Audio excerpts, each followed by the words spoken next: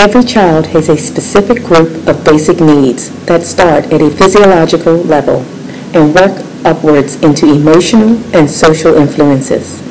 In the absence of these needs, a roadblock to further development occurs, affecting those aforementioned areas.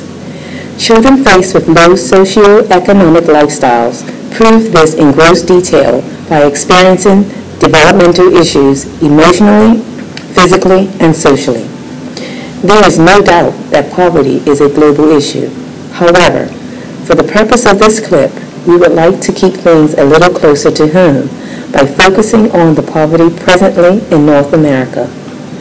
The United States and Canada are among the most influential countries in the world and have spent billions of dollars trying to eradicate the extreme poverty in other nations across the globe.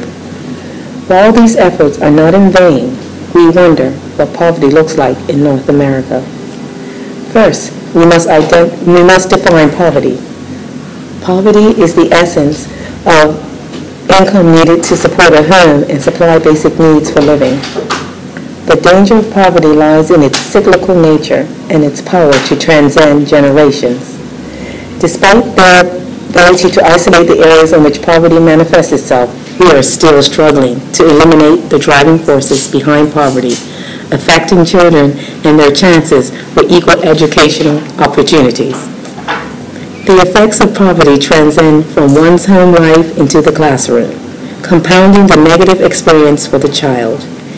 A child often feels out of touch with academics due to a lack of home and community support. It is to be expected that a child from a poor neighborhood will go to a school that lacks funding and resources, perpetuating the aforementioned cycle of poverty. The emotional and social development factors are also key players in devastation. Poverty wreaks on a child's life. In the absence of intervention, it is all too likely that a poverty-stricken child will carry with them feelings of self-doubt and worthlessness.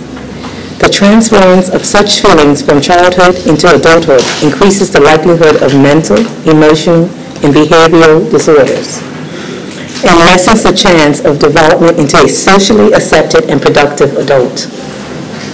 It is easy to see how the effects of poverty can manifest themselves in the classroom. Without the basic needs of a child being met, academic and social success are virtually impossible. Know that the effects of poverty on children and their families have been identified. It is only appropriate to address the possible ways in which the cycle may be broken. It has always been said, the education is the key. And in targeting poverty in North America, nothing has been closer to an absolute solution. In what ways, then, can education and educational supports become accessible to those that have found it out of their reach? Early intervention and in-school support programs seem to foster learning for those who do not have the home life to support academic endeavors. Giving economically disadvantaged children the additional services that economically stable families may be able to provide at home in a school setting gives them the opportunity to seek the help they need. Directly addressing the needs of the child is essential, but what about educating parents so that they may rise above their current station and seek new employment to better their family? Such outreach programs are just as essential as those that target children directly. These programs start at the core of the family and help the children realize their potential for success by mirroring the efforts of their parents. Whether it be a child-centered approach or one that involves the whole family, it is clear that education and awareness is needed to break the cycle of poverty.